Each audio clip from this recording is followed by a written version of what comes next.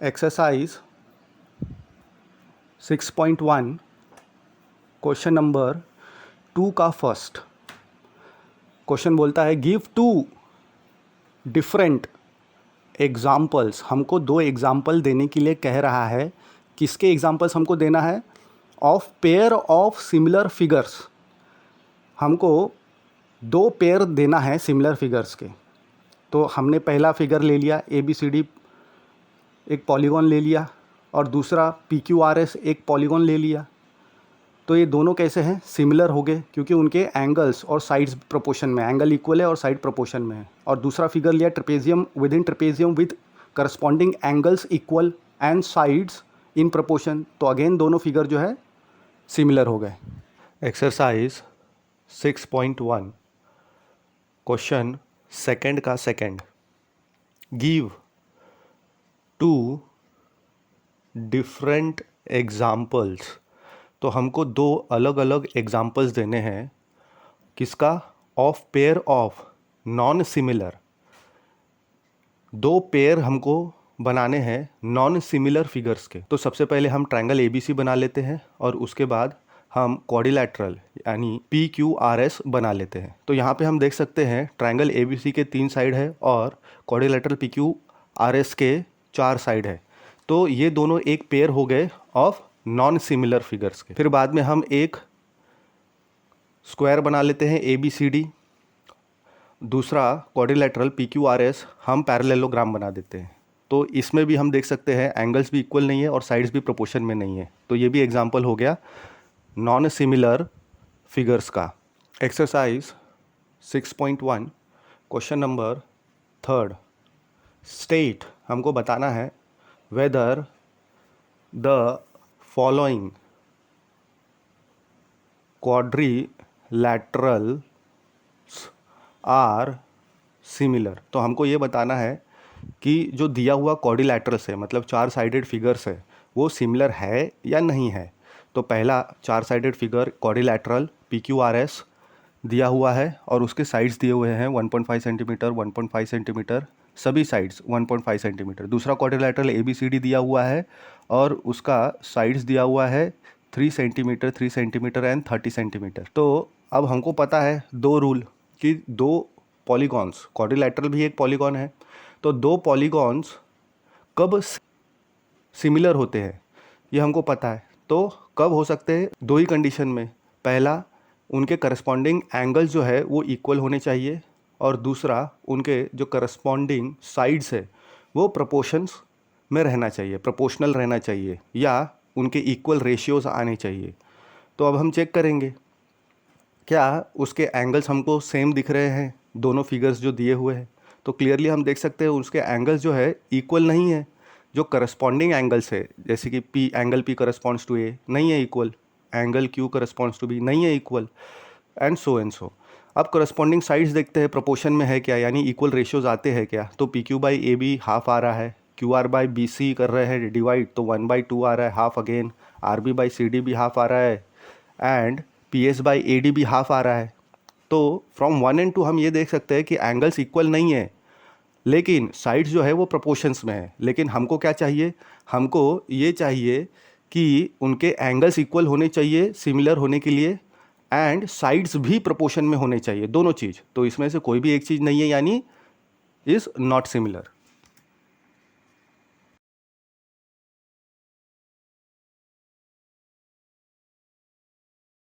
Question, what is similarity of triangles.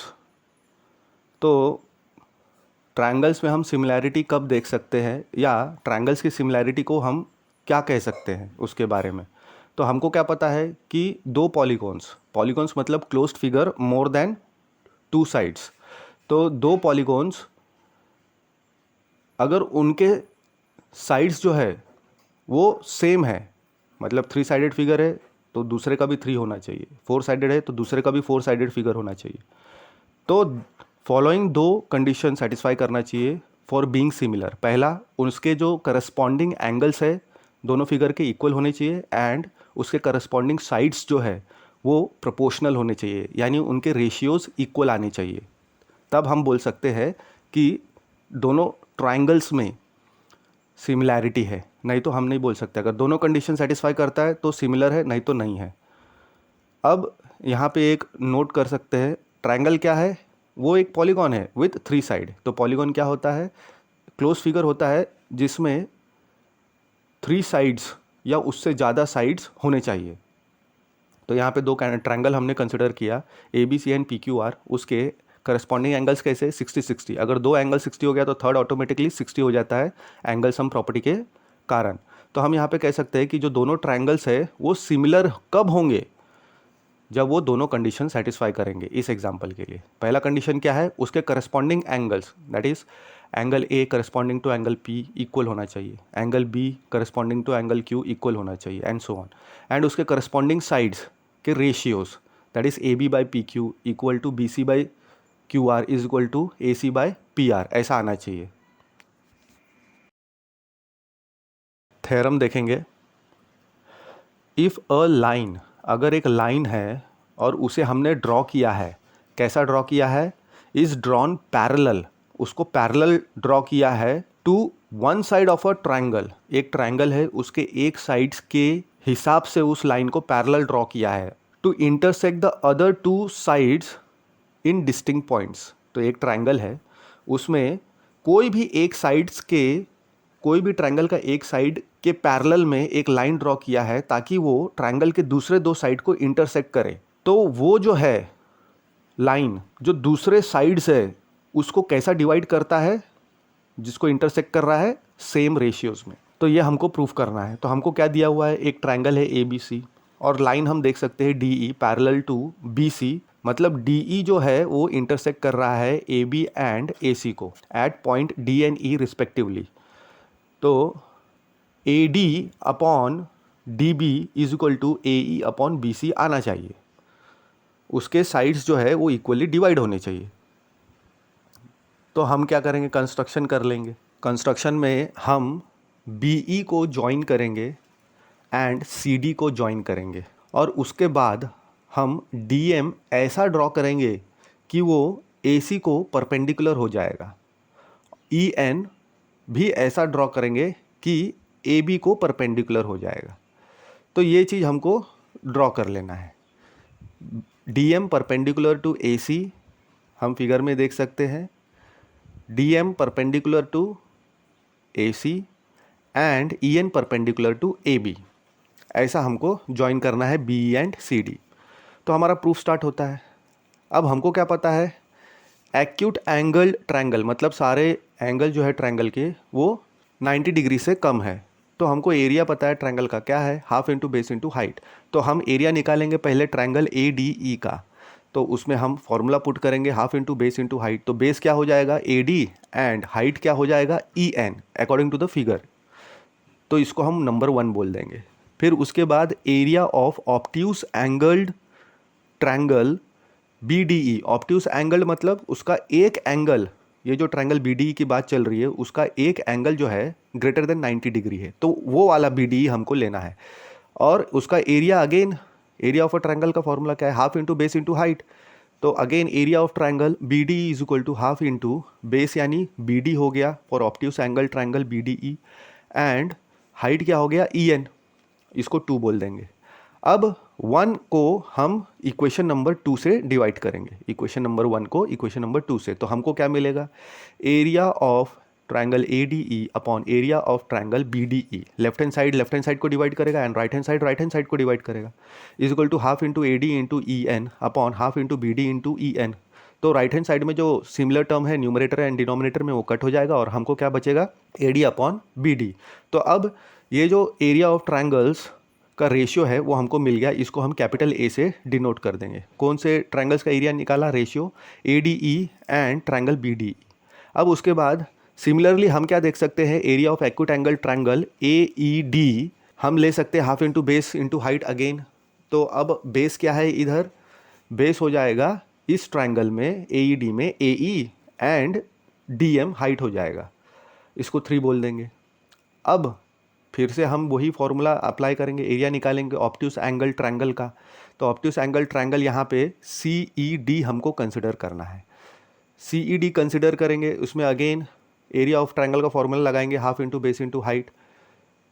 तो area of triangle C E D हमको क्या मिल जाएगा, area of triangle C E D is equal to half into base क्या है सी E D में ई C and height क्या है डी एम है, तो इसको इक्वेशन नंबर 4 बोल देंगे। अब हमारे पास इक्वेशन नंबर 3 है, इक्वेशन नंबर 4 है, तो अब 3 को हम इक्वेशन 3 को 4 से जब डिवाइड करते हैं तो हमको क्या मिलेगा, रेशियो मिलेगा दोनों ट्रायंगल्स का, ट्रायंगल ए ई डी का ratio with triangle C E D. Left hand side को डिवाइड करेगा, राइट हैंड साइड को। तो राइट हैंड साइड में जो कॉमन चीज़ है वो कट कर देंगे तो हमको ए ई अपॉन ई सी मिल जाएगा, और इसको हम इक्वेशन बी बोल देंगे। अब ये जो रेशियो है angle A E D upon C E D है is equal to E A E upon E C मिल गया हमको। अब ट्रायंगल ए डी ई हम कंसिडर करेंगे और ट्रायंगल ए ई डी जो कि equation A and equation B में हमने लिया है एक्यूट एंगल ट्रायंगल। तो देख सकते हैं कि ये सिर्फ नाम का फ़र्क है, A D E is same triangle as A E D. इसका मतलब दोनों इक्वेशन में A E D and A D E दोनों सेम ट्रायंगल होने के कारण हमको क्या मिलेगा, area of triangle A D E is equal to area of triangle A E D, इसको हम सी बोल देंगे। और जो दो ट्रायंगल है triangle B D and C E D are on the same base D E and between the same parallels B C and D E. अब same base D E दोनों का बेस सेम है और दो parallel lines के बीच में दोनों triangle है, तो उन दोनों का ट्रायंगल का एरिया क्या होना चाहिए, सेम होना चाहिए। अगर दो पैरेलल लाइन के बीच में दो ट्रायंगल बने हुए हैं हैविंग द सेम बेस, तो कभी भी उनका एरिया कैसा होता है, सेम होता है, इक्वल होता है। तो हमको area of triangle B D is equal to area of triangle C E D हमको मिल गया। पहले न्यूमरेटर इक्वल था, अब डिनोमिनेटर भी इक्वल हो गया। From A B C and D हमको क्या मिलेगा, दोनों रेशियोज हमारा रिक्वायर्ड हमने प्रूफ कर दिया, A D upon D B is equal to A E upon E C. एक और थ्योरम देखेंगे, if a line divides any two sides. अब यहाँ पे दिया हुआ है अगर एक लाइन है वो ट्रायंगल के कोई भी दो साइड को अगर डिवाइड कर रहा है इन द सेम रेशियो, तो पिछले थ्योरम का ये कॉन्वर्स है, then the line is parallel to the third side. तो अगर ऐसा सिचुएशन हमको मिलता है जहाँ पे एक लाइन जो है ट्रायंगल के कोई भी दो साइड को डिवाइड कर रहा है सेम रेशियो में, सेम रेशियो यानी यहाँ पे हम फिगर में A D upon D B and A E upon E C अगर दिया हुआ है तो हमको ये प्रूफ करना है ये जो डी ई इक्वली डिवाइड कर रहा है दो side of the triangle A B and A C, तो वो पैरेलल है बी सी को, ये हमको प्रूफ करना है। तो D E parallel to B C हमको ये प्रूफ करना है। हम अजम्पशन मेथड का इस्तेमाल करेंगे इस प्रूफ के लिए। तो हम अज्यूम करेंगे कि जो डी ई है वो पैरेलल नहीं है, ये मान के हम चलेंगे कि D E is not parallel to B C. तो डी ई अगर पैरेलल नहीं है बी सी को, तो बी सी को कोई ना कोई लाइन तो पैरेलल होगी जो हमने फिगर में अभी नहीं ड्रॉ किया है। तो बी सी को कोई ना कोई लाइन तो पैरेलल है, तो हमने वो लाइन ले लिया डी ई डैश।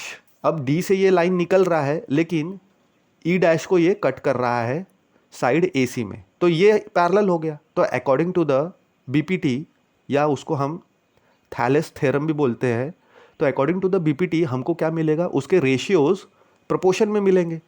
तो A D upon D B is equal to A E dash upon E dash C, ये हमको मिल जाएगा प्रोपोर्शन में।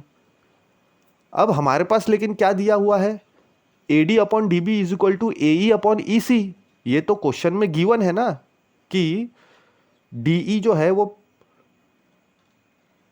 Side A B and A C को इक्वल रेशियोज में डिवाइड कर रहा है। तो हमको फ्रॉम 1 एंड 2 हमको क्या मिलेगा, A E upon E C is equal to A E dash upon E dash C. तो अब ये जो इक्वेशन हमको मिला है रेशियो, उसमें 1 ऐड करेंगे both the side and LCM लगाएंगे, तो A E plus E C upon E C and A E dash plus E dash C upon E dash C. तो ए ई प्लस ई सी तो A C है, क्यों, क्योंकि तीनों point A E C same line में है, and A E dash plus E dash C ये तो ए सी है अगेन, क्यों, क्योंकि A E dash and point C ये तीनों एक ही लाइन में है। तो हमको यहाँ पे क्या मिल रहा है, A C upon A C is equal to E C upon E dash C, यानी हमको E C upon E dash C is equal to 1 मिल रहा है, यानी E C is equal to E dash C मिल रहा है। लेकिन ये पॉसिबल कब हो सकता है कि ई सी ही ई डैश सी है, जब point E and point E dash same point हो, यानी वो कोइंसिडेंट हो, यानी वो पॉइंट एक मेक के ऊपर आ रहे हो, तभी ये इक्वालिटी जो है पॉसिबल है। E C is equal to E dash C क्यों आया? क्योंकि हमने जो अज्यूम किया था उसके कारण आया, यानी हमारा जो अजम्पशन है वो रॉन्ग हुआ। इसका मतलब जो लाइन डी ई है वही पैरेलल है लाइन बी सी से।